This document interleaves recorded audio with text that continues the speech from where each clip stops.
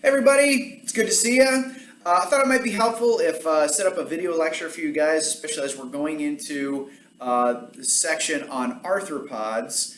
If you haven't done so already, you might want to take out your textbooks, and this is going to be section 4 of chapter 11, which starts on page 434.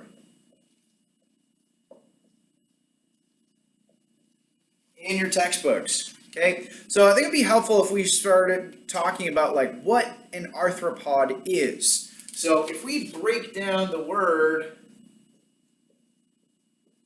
arthropod,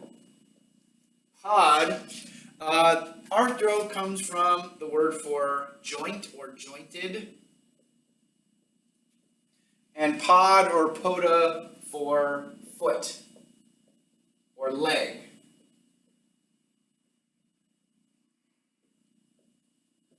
Okay, so an arthropod is going to be some kind of animal that has jointed appendages. Now, let me explain what that means. Now, you and I, we have joints like our elbows, our wrists, our fingers.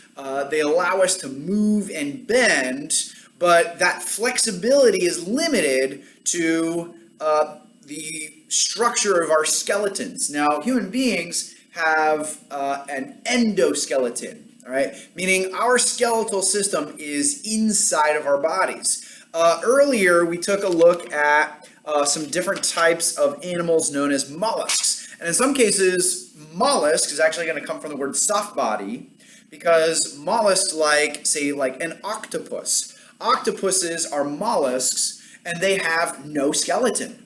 There's no bones anywhere on them, so they're incredibly flexible. Those arms, those tentacles can move in all kinds of different directions.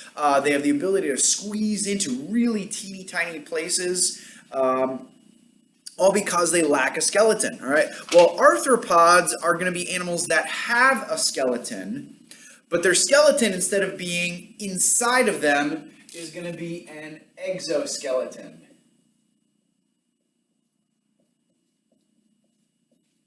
Okay. In other words, the structure that's giving their bodies support and shape is not inside their bodies like an endoskeleton like what we have, but it's outside of their bodies. And it's going to be made of this really tough material called chitin. All right. Now, one of the things about this exoskeleton is that it is tough, so it provides like a hard outer casing for these animals. I mean, you think of like a crab or a lobster, they're pretty tough to crack through those shells, okay? But the other thing is that, kind of like a suit of armor, you need joints or hinges at certain places to give yourself flexibility. So think of it this way. If I were to take this piece of cardboard here and slide it over my arm, okay, I've now got this hard, rigid casing. I have an exoskeleton now, all right? But one of the problems is this particular piece of my exoskeleton has no joints. So I'm very limited in the kind of movement I have, all right? So if I wanted to go and scratch my head or write my name on the board, okay, that might be tricky because I need some kind of break in the armor. So it's kind of like if you've ever seen like a medieval suit of armor, you notice that every now and then there's these joints in the armor that allow for movement in order for bendability. One of the jokes, like way back when like the old Batman movies came out. So if you've ever seen like Michael Keaton as Batman, one of the funny things about the series is that Batman didn't have the ability to turn his head. So his mask and his cowl, everything was all like one piece. So if Batman wanted to look at something, he'd have to shift his whole body to the left or to the right to look at something. And they kind of pick up on this joke later on in the Christopher Nolan series, where it's like, oh, they built him a bat suit that has joints in it where Batman can actually turn his head without turning his whole body like this, all right? And that's kind of the idea behind this armor, this exoskeleton that arthropods are going to have. Now, when we think about what kind of animals are going to be arthropods, all right, there's actually several different groups, right? And they're all going to have some similar things in common, okay? So I'm going to kind of break down the major groups of arthropods here, some of which you may be very familiar with, some of you might be less familiar with them. That's going to include things like crustaceans. Crustaceans. Okay. A crustacean could include something like crabs, lobsters, shrimp, even those pesky things that grow on the bottoms of boats, like, let's see if I can find them. These guys, all right? These are goose barnacles. And goose barnacles are a type of arthropod. They are crustaceans, all right? Another major group, that's going to be arachnids.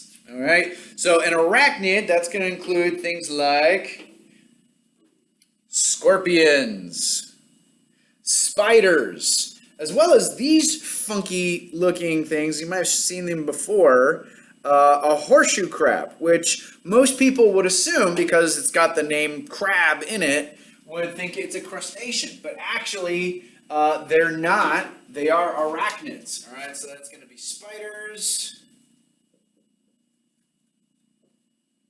scorpions. Another arachnid would be a tick, okay, or certain types of mites. Okay, like bed bugs are mites that are actually not insects, they are arachnids. Okay.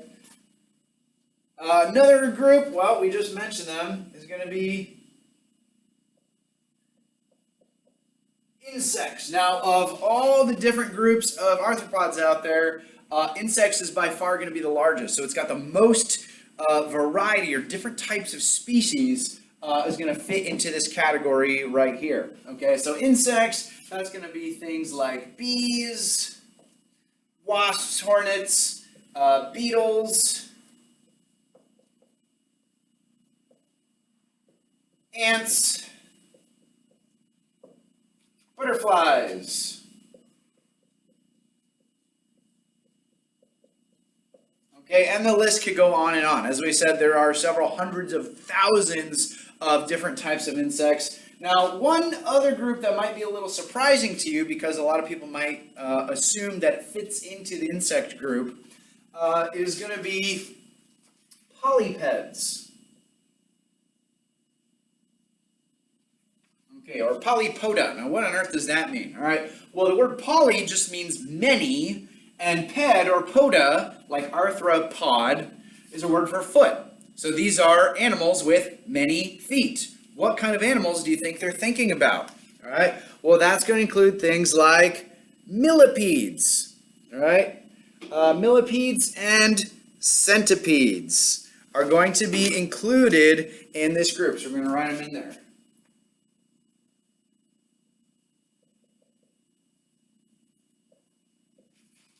Okay, centipedes and millipedes. Okay, now the word centipede literally means 100 feet, all right, which is kind of inaccurate. Centipedes don't necessarily have 100 different segments. Same thing with, say, like millipedes. Milli comes from our word for like 1,000, so like a millennium is 1,000 years.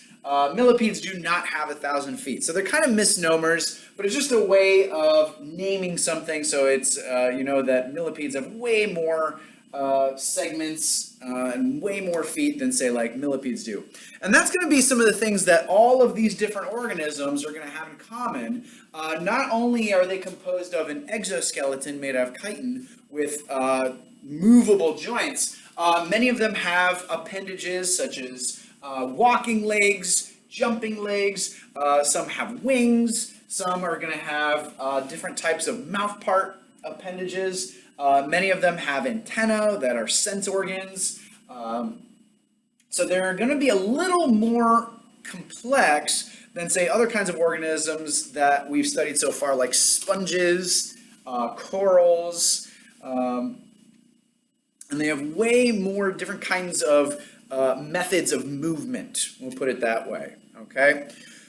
So we're going to talk a little bit more in depth as we go along about arthropods, as far as their body segmentation, their reproduction, the life cycles and things like that, but we'll get to that in the next lecture.